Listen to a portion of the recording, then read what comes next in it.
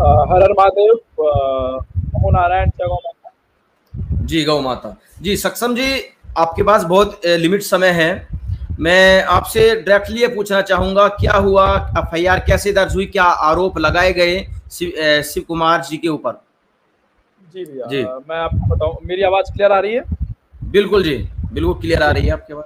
जी जी, मैं आपको बताऊं, 15 तारीख को जिस दिन स्क्रूटनी होनी थी, मतलब जिस दिन हमको सिंबल मिलना था, और बाकी का प्रकरण हमने आपको बताया कैसे इन्होंने दबाव बनाया, नामांकन खारिज करने की पूरी इनकी कोशिश थी, वो सब हुआ।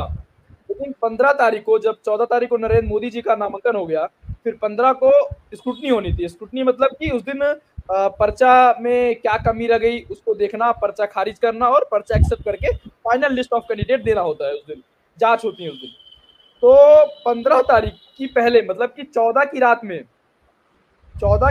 मतलब 15 की भोर रात को 2 बजे बनारस का मेयर, बनारस का जो भाजपा समर्थित मेयर है, वो जाता है, पुलिस के अधिकारी जाते हैं, और वो हमारे प्रस्तावकों को, जिसकी मेरे पास फोटो भी है, प्रूफ है हमारे पास, हमारे 2 प्रस्तावक, जिसमें एक महिला प्रस्तावक थी और एक पुरुष प्रस्तावक जिसका देवर था महिला का। महिला प्रस्तावक विधवा थी, और उसका देवर जो है नाव चलाता है, नाविक, काफी गरीब परिवार के थे। और हमारे पास पूरा प्रूफ है कि वो लोग आ करके हमारे गौ माता के लिए कैंपेनिंग में काम करते थे।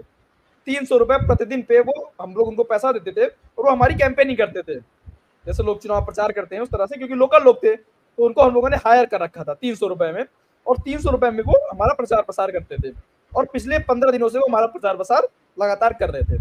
तो विश्वास में आ गए और उन्होंने कहा कि हम लोग भी बनना चाहते हैं प्रस्तावक, क्योंकि हम लोग को 4 से दाखिल करना था, तो टोटल 40 प्रस्तावक चाहिए होते हैं।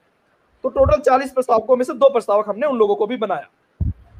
इन्होंने तोड़ने की बहुत कोशिश की, लेकिन और प्रस्तावकों को नहीं तोड़ पाए, क्योंकि ये लोग गरीब लोग थे। तो इनके ऊपर इन्होंने सीधे और लोगों से प्रयास किया, बहुत डराया धमकाया, लेकिन वो लोग नहीं माने। फिर ये इनके पास गए और इनसे इन्होंने जबरदस्ती लिखवा लिया एफिडेविट में कि हमारे साथ जबरदस्ती हम लोगों द्वारा की गई है, मतलब गौ गठबंधन और युक्त तुलसी पार्टी द्वारा की गई है। ये चीज उन्होंने एफिडेविट में लिखवा लिया और हमारी इन प्रस्तावकों को तोड़ करके ये बैठा लिए, मतलब कि हमसे अलग करके अपने पक्ष में ले लिए। रात के 2 बजे, आप सोचिए, मतलब जिस हद तक ये जा सकते हैं आप समझिए। रात के 2 बजे, जिस परिवार में पति नहीं है महिला का, छोटी छोटी बच्चियां, जवान बच्चियां हैं, 18-18 साल, 17-17 साल, 20-20 साल की बच्चियां हैं जिसके परिवार में, उस परिवार में मेयर और पुलिस के अधिकारी जाएंगे और इस तरह की कृत्य इन लोगों ने किया। और वहां पर जाकर के डराया धमकाया, जब नहीं माने तो जबरदस्ती एफिडेविट पे साइन करवा लिया और बोला कि तुमको रहने नहीं देंगे, 5 साल तुमको यही रहना है, ये लोग तो हैदराबाद से आए हैं, चले जाएंगे, और लोग हैं, आपको यही रहना है। इस तरह से डराया धमकाया और प्रेशर बनाया। फिर इनसे इन्होंने एफिडेविट पे साइन करा दिया और फर्जी और हाँ, अगले दिन जब 15 को स्कूल हुई थी तो हम लोग गए, हमारा प्रत्याशी गया, तो इनका पूरा वो था कि हमारा पर्चा ये खारिज कर दे, लेकिन ये पर्चा खारिज नहीं कर पाए। तो इन्होंने 2 प्रस्तावकों को जो तोड़ा था, उससे इन्होंने बताया कि आप पर्चा अपना खुद वापस ले लीजिए, नहीं तो आपके ऊपर हम फर्जीवाड़ा का मुकदमा कर देंगे। फर्जी का आपने फर्जी किया, प्रस्तावकों से जो है आपने साइन कराया, इन सबका मुकदमा आपके ऊपर दर्ज कर देंगे। इस तरह से आरोप ने डराया धमकाया। लेकिन हमारे प्रत्याशी काफी मजबूत है, क्योंकि गौ भक्त है, गौ प्रेमी है, तो वो डरे डरे नहीं। उन्होंने कहा हम वापस नहीं लेंगे। जी आपने ये और डराया जी धमकाया, जी जी आपके ऊपर हम मुकदमा कर जी देंगे, ये कर देंगे, वो कर देंगे। उन्होंने कहा भैया जो करना हो करो, हम पर्चा वापस नहीं लेंगे। ये क्या चाहते हैं कि हम लोग पर्चा स्वयं खुद वापस ले लें, लेकिन हम लोगों ने पर्चा वापस नहीं लिया। फिर ये प्रक्रिया चलती रही, लोग आए, लोगों का नामांकन रिजेक्ट हुआ, और रात के 10:04 तक, आप समझिए, रात के 10:15 की बात बता रहा हूँ मैं। 15 तारीख को जिस दिन स्क्रूटनी होनी थी, 3 बजे तक स्क्रूटनी होकर के लिस्ट फाइनल आ जानी थी। अभी लिस्ट फाइनल नहीं आई, मतलब 55 में से 53 लोगों का फाइनल हो गया और 54 लोगों का, कि भैया इतने लोग का रिजेक्ट हुआ है, इतने का एक्सेप्ट हुआ। 43 का जो है रिजेक्ट हुआ था और 8 का एक्सेप्ट हुआ था, मतलब 51। मतलब हमारे 4 सेट दाखिल थे, हमारे 4 सेट का कोई वो नहीं, ना रिजेक्ट में ना एक्सेप्ट में। जो हमारे 4 सेट नामांकन दाखिल थे वो ना रिजेक्ट में था ना एक्सेप्ट में था। रात के 10:04 तक। फिर उधर से जगत गुरु शंकराचार्य जी का एक वीडियो आता है, जिसको मीडिया ने चलाया, बड़े बड़े मीडिया ने, मेन मीडिया ने चलाया, तो उससे प्रेशर बनता है इनके ऊपर। और इनकी रात को मीटिंग चलती है, रात 8 बजे से लेकर 10 बजे तक। हाई प्रोफाइल मीटिंग, जिसमें इलेक्शन कमीशन के अधिकारी लोग और अन्य लोग मीटिंग करते हैं, और कौन कौन शामिल था वो तो मैं नहीं बता सकता कि कितने लोग अंदर आंतरिक कौन कौन शामिल थे। ये मीटिंग इनकी चलती है, और मीटिंग के बाद इन्होंने ये निर्धारण किया कि अब क्योंकि हमारे दो दो दो प्रस्तावों को तोड़ लिया था, तो दो तो खारिज कर दिए इन्होंने, और उधर जगत गुरु शंकराचार्य जी का प्रेशर था, तो इनको दो खारिज करने के बाद दो एक्सेप्ट करना पड़ा 10:04 पर। मतलब हमारे दो पर्चे खारिज हुए और दो पर्चा 10:04 पर हमारा एक्सेप्ट हो गया, और मजबूरी में इनको करना पड़ा। और जब एक्सेप्ट किया इधर 10:04 पर एक्सेप्ट किया, और रात के 11:56 पर इन्होंने एक FIR दर्ज कर दिया जी हमारे जी। FIR में, अब मैं FIR ही दिखा रहा था लाइव में, FIR में कहा गया है जो संजू जो देवी है, जो प्रस्तावक है, आपने बताया जो प्रस्तावक है, उन्होंने कहा कि धोखाधड़ी से मैं उन्हें जानती नहीं थी, और मेरा देवर जो आपने बताया वो नाव चलाता है, उन्होंने कहा कि हमें मिले।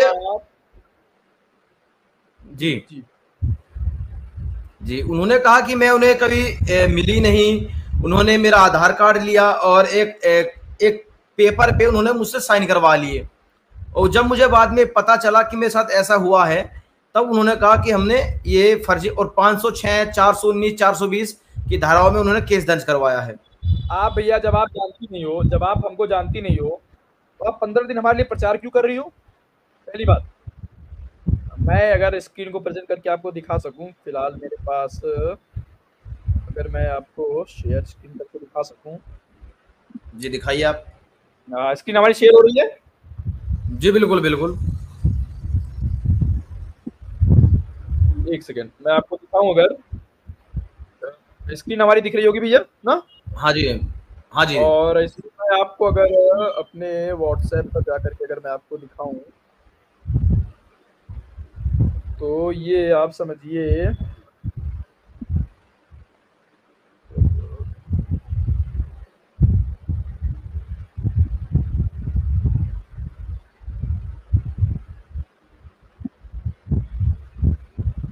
ये लोग हैं महिलाएं भैया, देखिए ये महिलाएं हैं।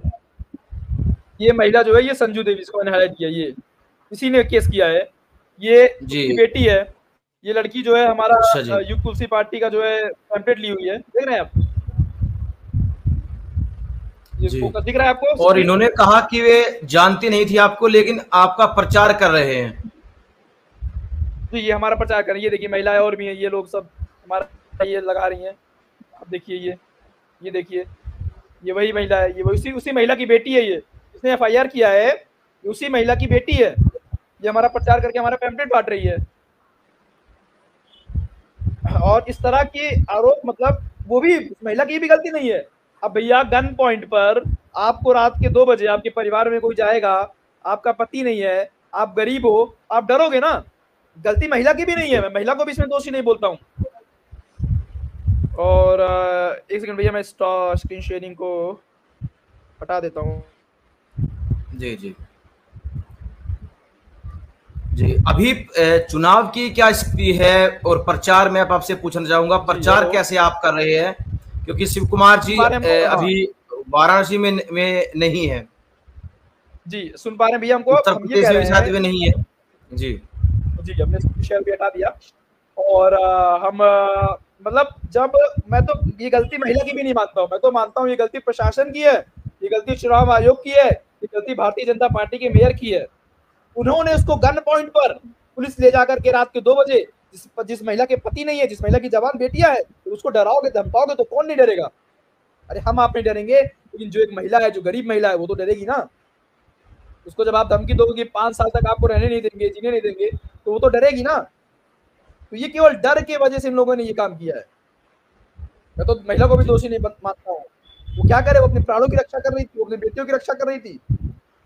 जी अभी वाराणसी में आप प्रचार कर रहे हैं, शिव कुमार जी उत्तर प्रदेश में भी नहीं है, बाहर है, भैया वो तो अभी चुनाव की आपकी प्रक्रिया कैसे चल रही है? अब इनकी तो जो रणनीति थी, उस हिसाब से तो हमारी जो चुनावी प्रक्रिया है वो तो उनको समाप्त करने की ही रणनीति थी। इनकी पूरी रणनीति थी कि हमारे चुनाव को ये रोक दे, और उस रणनीति में सफल भी हुए, काफी हद तक सफल हुए। हमारा जो कैंपेनिंग चल रहा था वो रुका हुआ है, और हमारे प्रत्याशी हमारे साथ नहीं है, जिनको डोर टू डोर जाना था, घर से घर पे जा जाके संपर्क करना था, जो गौ भक्त है, जो गौ प्रेमी है, जिनको गौ माता के नाम पर वोट देना था, वो बेचारे आज छुप के बैठे हैं। अगर आएंगे तो उत्तर प्रदेश पुलिस तो उनको गिरफ्तार कर लेगी। उस डर की वजह से वो छिपे बैठे हुए हैं। जी, तो ये प्रशासन लोकतंत्र की ओर से। हत्या नहीं तो जी क्या है? जी ये लोकतंत्र की हत्या नहीं तो क्या है? वो जैसे आएंगे बनारस तुरंत उनको गिरफ्तार कर लिया जाएगा। बेचारे बेल के लिए उन्होंने अप्लाई किया, ये कोर्ट वाले बेल को भी खारिज कर दिए। जी, जिला अदालत में शायद आपने अप्लाई किया था बेल के लिए, और अब 24 मई अब तारीख लगाई गई है, जैसा कि मैंने पढ़ा है। अंतरिम बेल को, एक अंतरिम बेल होती है और एक अग्रिम बेल। हेलो, हाँ, थोड़ा सा हमको लग रहा है नेटवर्क इशू है। जी जी अंतरिम बेल होती है और एक अग्रिम बेल होती है। तो अंतरिम बेल के लिए हमने जब अप्लाई किया था तो उसको उन्होंने खारिज कर दिया। अब अग्रिम बेल की जो सुनवाई है वो 24 को होनी है। हमको न्यायालय पे भरोसा है, पूरा विश्वास है कि हमको उस दिन बेल मिल जाएगी, और नहीं भी मिलती तो भी गौ माता के आशीर्वाद से हम लोग कैंपेनिंग कर रहे हैं और करते रहेंगे। हमको ये रोक नहीं पाएंगे। हमारे प्रत्याशी को भले ये लोग रोक दिए हैं और वो सामने नहीं आ पा रहा है, लेकिन हम सब गौ माता के भक्त के रूप में, गौ माता के पुत्र के रूप में आगे आएंगे और अपनी बात को कहेंगे।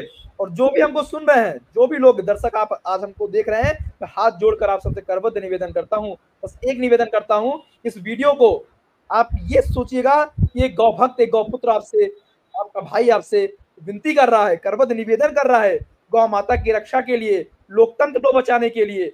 अगर आप गौ माता को मान लीजिए नहीं मानते तो लोकतंत्र की हत्या को बचाने के लिए, इस अन्याय की लड़ाई में हमारा साथ दीजिए और इस वीडियो को बनारस के हर एक व्यक्ति तक पहुंचाने का काम आप लोग कर सकते हैं। सोशल मीडिया में वो ताकत है, वो शक्ति है, ये वीडियो बना सकती है। उस ताकत को सोशल मीडिया के आप लोगों को दिखाना है, तो इस वीडियो को पहुंचाइए, इससे हमारी आवाज कम से कम बनारस के लोगों तक पहुंचे, क्योंकि हमारी आवाज को पूरी तरीके से दबा दिया गया है। आज हमारी गाड़ियों को सीज करने की बात चल रही थी, उनकी गाड़ी सीज कर दो, उनकी जो गाड़ियां प्रचार में चल रही है वो प्रचार ना हो पाए। मतलब ये लोग किस हद तक जा सकते हैं आप अंदाजा नहीं लगा सकते। अभी तो ये हमारे प्रत्याशी को दूर किए थे, अब हमारी गाड़ियों को भी ये सीज करने के पूरे फोटो वगैरह ये ले गए, सब कुछ ले गए, कह रहे गाड़ी सीज कर देंगे। इस तरह का गाड़ी सीज करने की तैयारियां चल रही है। जी बिल्कुल, पूरी तैयारी इनकी है। हमारे आज वकील का फोन आया था हमारे पास, उन्होंने कहा कि ये फोटो वगैरह ले गए हैं और अब गाड़ी सीज करने की इनकी पूरी तैयारी, अगली रणनीति इनकी यही है। हमारी जो गाड़ियां, 15 गाड़ियां जो क्षेत्र में घूम रही है, जो प्रचार कर रही है, जो गौ माता के नारे लगा रही है, जो करपात्री जी महाराज की आवाज में बोल रही है, जो संतों की वाणी में बोल रही है, उस गाड़ी को ये रोकना चाह रहे हैं, उस गाड़ी की आवाज को दबाना चाह रहे हैं। जी, जहां तक मैं जानता हूँ सक्षम जी, चुनाव प्रचार में जितनी गाड़ियां जो लगी होती है, सभी की डिटेल्स अधिकारियों के पास में होती है, पहले से पूरा रोड मैप बन के उनके पास भेज दिया जाता है। उसके बाद भी गाड़ियां चुनाव प्रचार के बीच में उनको जब्त करने की जो तैयारी आप कह रहे जो जो जो चल रही है, उनको सीज करने की, ये बड़े ही अपने आप में एक अनोखा है। और उसको हम क्या कह सकते हैं? तानाशाही है, सब तानाशाही है भैया। क्या करेंगे जब शासन मिला हुआ है, जब शासन मिला है, जब सब लोग एक ही थाली के चट्टे बट्टे हैं, तो क्या करेंगे? वैलिड नॉमिनेशन है जी, वैलिड नॉमिनेशन है।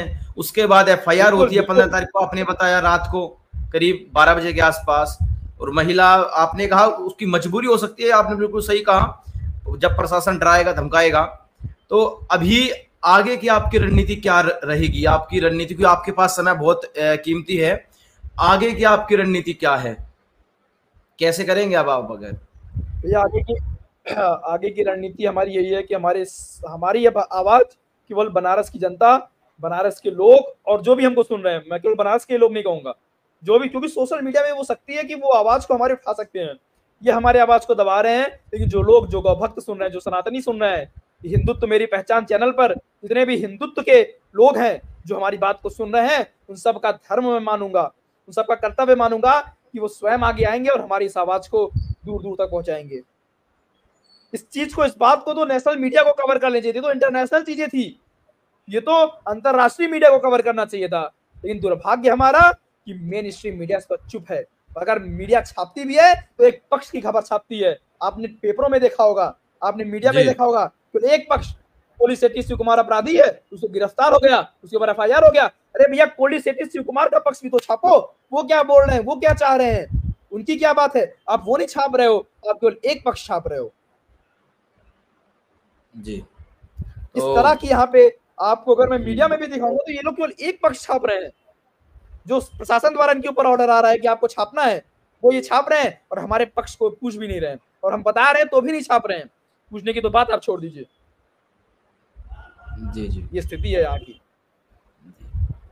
तो अब सक्षम जी, हमारी रक्षा, हमारी सुरक्षा, हमारा मान, जी, हमारा सम्मान, सब कुछ जनता के हाथ में है, सब कुछ सनातनियों के हाथ में है, सब कुछ गौ भक्तों के हाथ में है। नहीं तो हमारा क्या, हम तो गौ माता के लिए लड़ रहे थे, लड़ेंगे, आगे भी लड़ते रहेंगे, लेकिन इसमें आप सबका भी इस लड़ाई में योगदान हम चाहते हैं। शेयर करके आप लोग इस वीडियो को दूर दूर तक पहुंचा करके, अपने स्टोरी में लगा करके, इस क्लिप को काट करके भेजिए व्हाट्सएप ग्रुप में, बूम करिए, इसको ब्लास्ट करिए, हर जगह भेजिए। लोग ज्यादा से ज्यादा देखें, सुने, समझें कि हो क्या रहा है वास्तविकता में, बनारस में हो रहा है। और लोग कहते हैं कि बहुत बड़े हिंदुत्व के ये लोग हितैषी हैं। अरे हिंदुत्व का हितैषी गौ माता की बात करने वाले गौ भक्त को जेल में डाल सकता है? अरे हिंदुत्व का हितैषी गौ माता की बात करने वाले गौ भक्तों को जो है प्रताड़ित कर सकता है?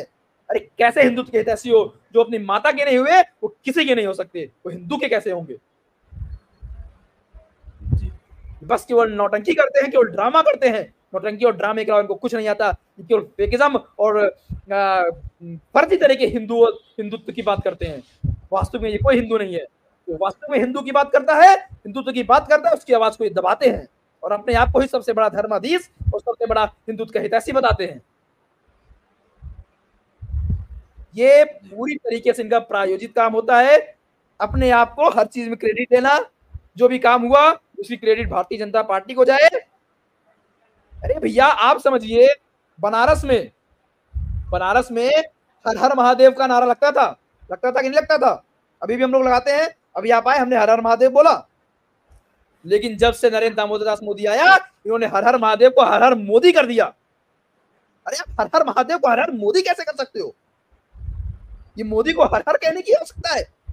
हर हर मोदी बोला जा रहा है। दूसरी बात, ये कहते हैं जो राम को लाए हैं हम उनको लाएंगे। अरे भैया राम को कौन ला सकता है? कोई इंसान राम को ला सकता है? अरे राम जी को तो लाने वाली गौ माता थी। अरे गौ माता को लाओ ना, गौ माता को क्यों नहीं ला रहे हो? विप्र धेनु सुर संत हित लीन मनुज अवतार। राम जी ने किस लिए अवतार लिया था? इन्हीं विप्र, इन्हीं ब्राह्मणों, इन्हीं धेनु, इन्हीं गायों की सुरक्षा के लिए लिया था। और विष्णु भगवान के पास, हरि के पास, नारायण के पास कौन गया था? धरती गौ माता के रूप में गई थी। उन्होंने विनती की थी, हे प्रभु, हे भगवान, धरती पर बहुत अत्याचार हुआ है, धरती पर इतना अत्याचार हो रहा है, गाय काटी जा रही है, ब्राह्मणों की हत्या हो रही है और हवन कुंड में जो है मांस डाले जा रहे हैं। इस तरह की बातें जब गौ माता ने बताया, तब जाकर हरि ने कहा हाँ ठीक है, मैं राम के रूप में अवतरित हूंगा धरती पर, गौ माता की रक्षा करूंगा, ब्राह्मणों की रक्षा करूंगा, संतों की रक्षा करूंगा। तब राम जी आए। और आप कहते हो जो राम को लाए हम उनको लाएंगे? ये राम को ला सकते हैं? ये नकली लोग, ये विरोधी लोग, हिंदुत्व विरोधी लोग राम को ला सकते हैं? क्या औकात है इनकी राम को लाने की? किस इंसान की औकात नहीं कि राम को ला सके? राम को लाएंगे? गाना बजा देते हैं हर जगह, जो राम को लाए हैं हम उनको लाएंगे। क्या राम को ला सकते हैं ये लोग? फिर आज इनके प्रवक्ता का बयान आता है 2 दिन पहले, 3 दिन पहले, कि जो है जगन्नाथ भगवान मोदी के भक्त हैं। अब बताइए आप, अभी तक आप हर हर मोदी कह रहे थे, अभी तक आप हर हर मोदी कह रहे थे, उसके बाद आपने कहा कि जो राम को लाए हम उनको लाएंगे। अब आप सीधे कहती है कि नरेंद्र दामोदर दास मोदी के भक्त हैं जगन्नाथ भगवान। पूरी से इनका शासक प्रत्याशी है सांबित पात्रा, जो एक प्रवक्ता भी है। सांबित पात्रा का ये बयान था, जब ये मीडिया में चला, ट्रोल होने लगे, तो अब ढोंग नाटक करने लगा कि मैं 3 दिन का व्रत रखूंगा और मैं 3 दिन का पश्चाताप करूंगा, प्रायश्चित करूंगा, हमसे गलती हो गई। अब ढोंगी बोलने के बाद 3 दिन के ढोंग रच दिया इसने, मैं 3 दिन के व्रत रख के इसका प्रायश्चित करूंगा। ये शक्ति होती है मीडिया की, जिसको 3 दिन के लिए प्रायश्चित करने के लिए मजबूर कर दिया। मैं चाहता हूं यही मीडिया इस नरेंद्र दामोदर दास मोदी और इसके प्रायोजी जो यहाँ पे शासन प्रशासन के लोग हैं, उसको भी मजबूर कर दे कि वो गौ माता को राष्ट्रमाता घोषित करे। गौ माता को राष्ट्रमाता घोषित इनको करना पड़ेगा। इस बात को लेकर के इनको मजबूर करना होगा, और मजबूर ये मीडिया कर सकती है, ये सोशल मीडिया कर सकती है। आप जैसे निडर निर्भीक पत्रकार कर सकते हैं, आप जैसे लोग कर सकते हैं, जो इतने मुखरता से, इतने प्रखरता से बातों को दिखाते हैं। नहीं करेगा, मेन स्ट्रीम मीडिया नहीं करने वाली। ये मेन स्ट्रीम मीडिया नहीं करने वाली, ये बड़े बड़े पत्रकार नहीं करने वाले, ये सब तो मोदी के एजेंट हैं, ये नहीं करने वाले। ये आप जैसे पत्रकार या आप जैसे लोग ही कर सकते हैं, आप जैसे हिंदुत्व की बात करने वाले लोग ही कर सकते हैं, और इसको कोई नहीं कर सकता। जी तो बस हमारी एक ही मार्मिक अपील है, सब लोगों से हाथ जोड़कर करबद्ध निवेदन है, तो जो भी हमारी आवाज सुन रहा है, हमारे लिए नहीं, लोकतंत्र की हत्या को बचाने के लिए, अपनी माता, गावो विश्वस मातरः कहा गया है, गाय विश्व की माता है, हम सबकी माता है, हमारे शास्त्रों में कहा गया है। हमारे सनातन धर्म का एक भी काम, छोटा से छोटा काम, गौ माता के बिना संभव नहीं, चाहे वो पूजा हो, चाहे पाठ हो, चाहे तप हो, चाहे यज्ञ हो, कुछ भी हो, गौ माता के पंचगव्यों के बिना कुछ भी संभव नहीं है। उस गौ माता की रक्षा के लिए आप सब आगे आइए और हमारे देश को जन जन तक पहुंचाइए, लोगों तक पहुंचाइए, और इतना प्रेशर बनाइए इनको, इनके ऊपर, इनको गौ माता को राष्ट्रमाता घोषित करना ही पड़े। मैं तो आज भी कह रहा हूँ और मीडिया पे कह रहा हूँ, अगर आप गौ माता को राष्ट्रमाता घोषित करके गौ हत्या पर पूर्णतः प्रतिबंधित कराने का एक कठोर कानून लाते हो, तो आज के आज हम प्रचार बंद कर देंगे, नाम वापस लेकर के बैठ जाएंगे। बस हमारा जो मुद्दा है आप वो पूरा कर दो। हम राजनीति करने नहीं आए हैं, हम लोग राजनीति के लोग नहीं है, हम लोग तो धर्म के लिए आए हैं। क्योंकि हमारी बात नहीं सुनी जा रही थी, तो हमने सोचा कि हम काशी की लोकसभा चुनेंगे, बनारस की लोकसभा चुनेंगे, तो हमारी आवाज दूर तक जाएगी। हम लोग मात्र इसलिए आए हैं। अगर आज भी आप घोषित कर देते हो, लिखित में ये बात हमको दे देते हो, तो हम आज पीछे हट जाएंगे। हमको कोई चुनाव लड़ने का शौक नहीं है, पॉलिटिक्स में और गंदी राजनीति में नहीं पढ़ना है, लेकिन मजबूरन हमको इस राजनीति में आना पड़ा, क्योंकि ये जो लॉ बनाने वाले, जो कानून बनाने वाले लोग हैं, वो संसद में बैठते हैं, और वो संसद में बैठने में वहां तक आवाज हमारी पहुंच सके, बस इसलिए हम लोग इस राजनीति में आए। जी जी, तो सक्षम जी, जी बहुत बहुत धन्यवाद आपका, अपने लाइव में आए और इतने शॉर्ट टाइम में हमने आपसे कहा और आप लाइव में आप तुरंत आए। जी भैया, क्योंकि मैं ऐसे लोगों को सराहना करता हूं, मैं ऐसे चैनलों की, भले हमारी संख्या कम है, भले हम 35,000-36,000 लोग हैं, लेकिन ये हमारा परिवार एक दिन बड़ा होगा। ये हिंदुत्व की मेरी पहचान जो चैनल है, मैं तो खुलकर कहूंगा कि ऐसे निर्भीक लोगों को आगे आना चाहिए, ये ऐसी आवाज को उठाना चाहिए। आप लोग हिंदुत्व मेरी पहचान जो लोग देख रहे हैं, आप लोग अपने आप को बहुत ही शुक्रगुजार समझिए, खुशकिस्मत समझिए कि आप एक ऐसे परिवार से जुड़े हैं जो हिंदुत्व की आवाज उठाता है। आप उस परिवार के सदस्य हैं, आप उस हिंदुत्व मेरी पहचान के अंकुर ज्वाला जी के साथ जुड़े हुए हैं, जो इस आवाज को उठा रहा है कम से कम। अरे बाकी लोग तो डरे हुए हैं, बाकी लोग तो बिक गए हैं। अरे होगा बहुत पैसा, बहुत सब्सक्राइबर होंगे करोड़ों में सब्सक्राइबर्स, लेकिन बिक चुके हैं। वो निर्भीकता से, निडरता से सत्य को नहीं दिखा रहे हैं, सनातन धर्मियों को और सनातन की आवाज को दबा रहे हैं। लेकिन ये हिंदुत्व मेरी पहचान के अंकुर ज्वाला जी और इनके जो भी प्रेरणा स्रोत हैं, मैं सबको कहूंगा बहुत अच्छा काम आप लोग कर रहे हैं। आपकी पूरी टीम को बहुत बहुत सराहना मेरी, उसको काम है कि आज ये 32,000 का परिवार है, लेकिन 32 करोड़ का परिवार बनेगा ये, अगर इस तरह से ये काम करते रहेंगे। और आप सभी जो भी हमको सुन रहे हैं, आप सबसे अनुरोध करता हूं बस इतना कि हमारी इस बात को ज्यादा से ज्यादा लोगों तक पहुंचाएं। और मैं आप लोगों से कुछ नहीं मांगूंगा, बस इतना मांगूंगा कि इस वीडियो को शेयर करके ज्यादा से ज्यादा लोगों तक पहुंचाएं और हमारी आवाज को, अंकुर ज्वाला जी की आवाज को बुलंद करिए। जय गौ माता, गौ माता सब बनाए रखे। जय गौ माता, हर हर महादेव, जय गौ माता, हर हर महादेव।